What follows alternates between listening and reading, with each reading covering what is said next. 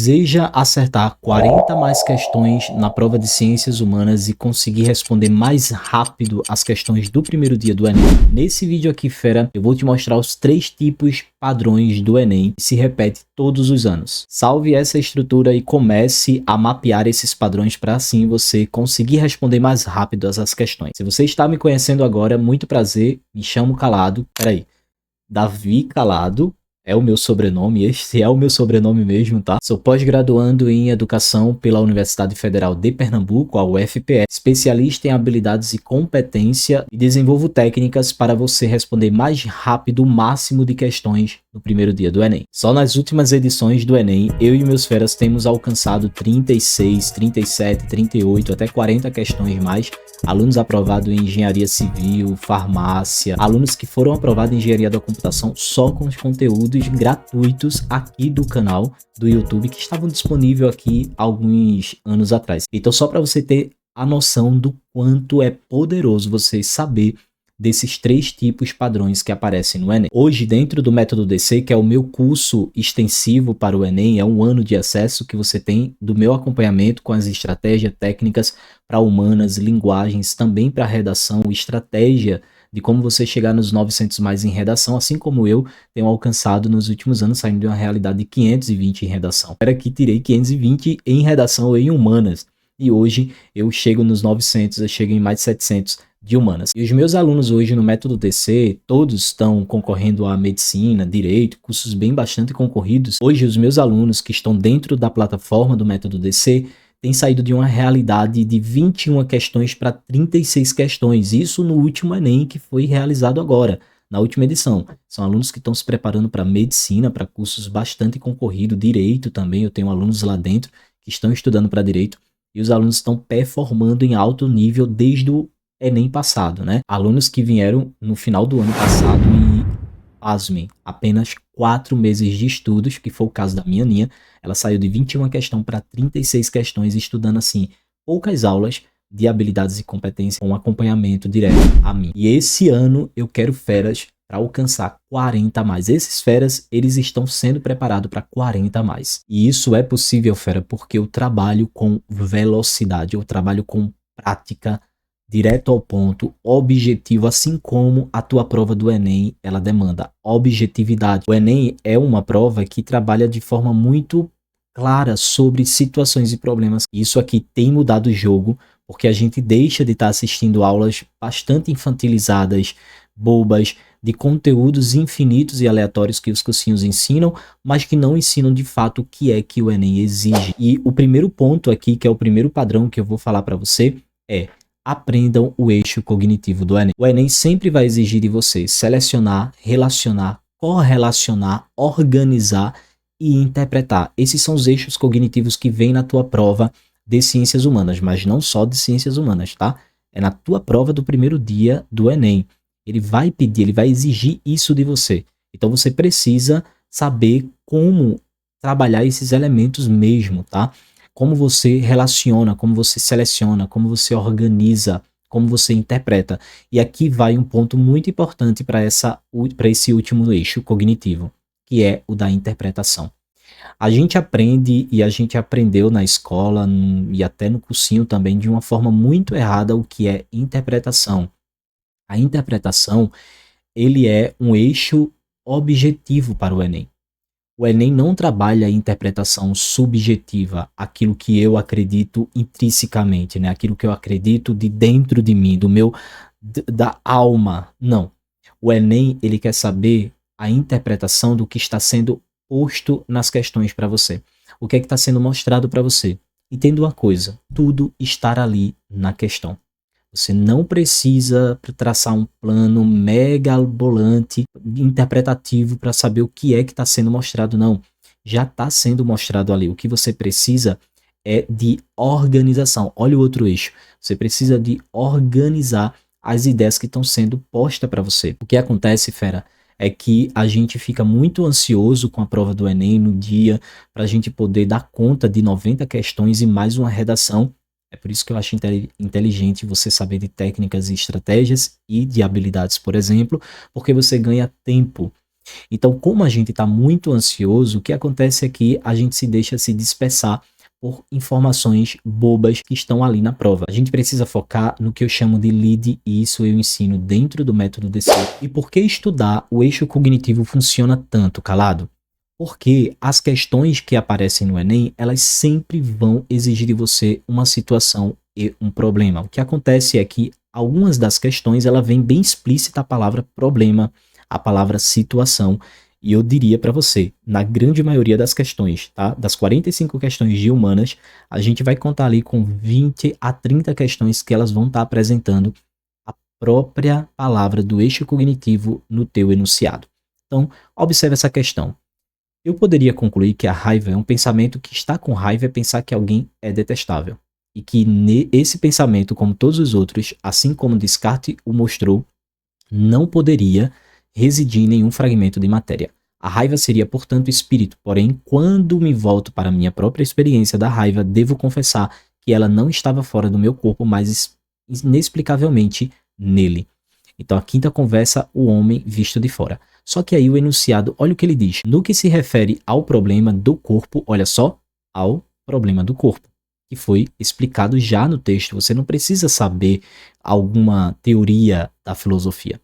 A filosofia cartesiana, que eu não preciso também saber por quê, que ele vai dizer, ó, apresenta-se como contraponto. Gente, se apresenta já como contraponto, e esse contraponto é um problema de uma ideia para outra do autor que está sendo apresentado, só pode ser o quê? Uma ideia que ela é uma ideia dualista. Por quê? Dualista já é duas ideias, é a ideia de contraponto. Então a gente já acertaria a questão sem precisar estudar conteúdo, porque a gente estava focando aqui no eixo cognitivo. O meu segundo padrão para você é o mesmo texto e o mesmo comando.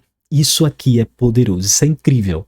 Quando você começa a olhar os padrões, você vai entender que o Enem, ele sempre vai apresentar para você um mesmo contexto. Por quê?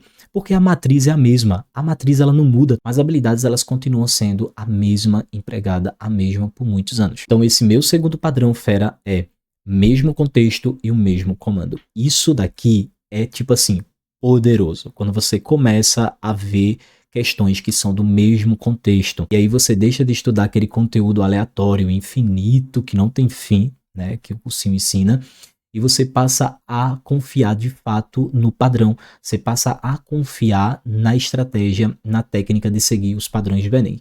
E esse segundo padrão é mesmo texto, mesmo comando. Olha isso daqui, fera. O mesmo texto. É a mesma coisa. Gente, eu escutei um som aqui. Parece que estavam derrubando o condomínio. Tudo normal. Ano Enem, estudo pro Enem, pode acontecer tudo, inclusive nada, tá? Então, quer dizer, quem confia em padrões e técnicas e estratégias, você sabe o que vai acontecer, porque você vai ser previsível, e o Enem é previsível. Aqui tem apresentado para você duas questões que elas têm o mesmo contexto e o mesmo comando. Qual é o contexto aqui? A gente tem a estrutura geológica, que é um conteúdo lá da geografia física pura, técnica, inclusive dentro do método eu tenho um curso de geografia física que são 10 aulas para você super aprender de forma rápida, 10 horas de aula de geografia física, e você não vai precisar de mais nada do que isso para você acertar qualquer questão de geografia física no Enem. Então aqui eu tenho a estrutura geológica, só que a primeira questão ela me apresenta em texto. E a segunda questão ela vai me apresentar em mapa, só que é falando sobre a mesma coisa. E a pergunta é o mesmo, ou seja, o mapa espacializa, porque ele dá em formato de imagem o quê? Uma estrutura que é de jazidas de minerais metálicos. A mesma coisa é a estrutura geológica indicada no texto, ela é jazidas de minerais metálicos. Então perceba o mesmo comando e o mesmo contexto. Fica muito fácil quando você começa a ver os padrões, né? Mas não parou por aqui não, tá? Eu ainda tenho o meu terceiro padrão para você, que é o mesmo padrão da habilidade com a mesma estrutura textual. Ou seja, serão apresentadas no Enem questões de mesma estrutura textual com a mesma habilidade. Afinal, a questão é elaborada a partir da habilidade, né? É assim que os professores, que são elaboradores de questões, recebem o manual do Enem, que é as habilidades para produzir as questões. Óbvio que a gente vai ter as questões de acordo com as habilidades, porque é regra de elaboração. Só que isso daqui é um segredo só nosso. beleza? Então, como exemplo, eu trouxe essas duas questões, que ela é da mesma habilidade, da mesma competência, fala sobre cultura, memória. Olha só, eu tenho um texto aqui que ele vai trazendo a ideia de uma memória de um tamborete de baianas, né? Ou seja, como era usado esse objeto a partir da cultura, a partir da herança cultural, a partir da memória. E aí ele diz, ó, ao descrever como patrimônio museológico, o objeto aborda o texto associado à história de quê? Gente, se eu pego aqui patrimônio, já me lembro o quê? Memória. E a referência está trazendo a palavra memória. Se eu pego história, então remete novamente a lembranças. A única alternativa que está me levando a essas palavras é a nossa alternativa, letra A, habilidades artísticas e culturais dos sujeitos. Afinal, estamos falando de sujeitos que utilizavam esse objeto para suas práticas culturais. Na questão 46 de 2023, eu tenho um bordado feito pela avó e que ela borda caminhos coloridos com linhas coloridas que remete ao sertão. Você vê que a palavra sertão com S maiúsculo está aqui indicado, né? Então indica pra gente uma região e isso daqui tá ligado muito à afetividade. E quando eu desço para minhas alternativas, né, o nosso comando ele já pede, né, a definição de sertão aqui, bordado no bordado da avó, tá descrevendo, associando ao quê? As minhas vivências e itinerários socioafetivos.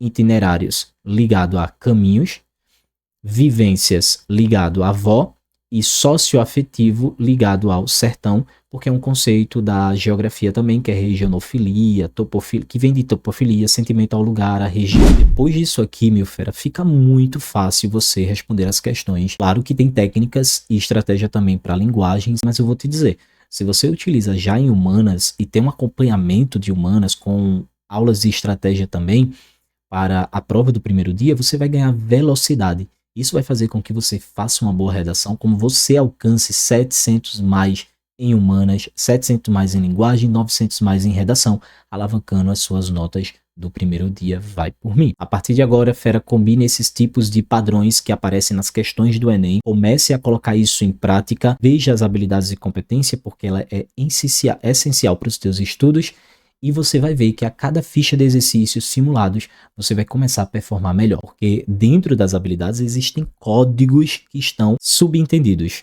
E que você precisa ter acesso também a esses códigos para você assim chegar nas 40 a mais. Eu estou realizando uma série de aulas gratuitas aqui no canal, todas as segundas-feiras, às 19 horas. Essa série ela vai ter no máximo 6 aulas. E corre porque talvez elas não fiquem salvas, porque tem surpresas acontecendo aí no meio dessas aulas, tá? Algo muito especial para os feras que querem ter velocidade agora nesse momento de preparação para o Enem, disparando aí já para o segundo semestre. Então, se você deseja de fato performar em alto nível, jogar o jogo dos adultos no Enem, não de criança adolescente, com aulas bobas, infantilizadas de cursinho. Eu quero você aprendendo realmente a levar a sério os teus estudos, com técnicas e estratégias e principalmente estudos alinhados a habilidades e competência. Se você deseja isso, aqui embaixo tem um link para você acessar o grupo exclusivo do WhatsApp. Lá eu divulgo os links das aulas, materiais também gratuitos e também links especiais de bônus para você acessar as estruturas que eu preparo para os meus alunos. Eu te vejo lá, até mais.